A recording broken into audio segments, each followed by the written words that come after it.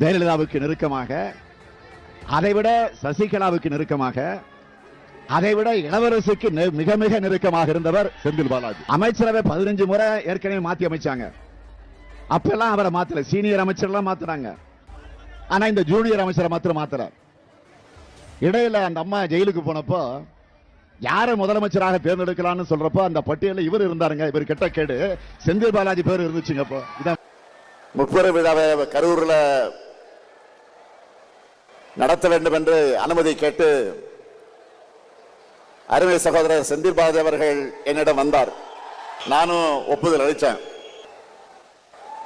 பொதுக்கூட்டம்னு சொல்லிட்டு மாபெரும் எழுச்சி மாநாட்டையே இங்க ஏற்பாடு செஞ்சிருக்கிறார் செயல் வீரர் செந்தில் பாலாஜி அவர்கள்.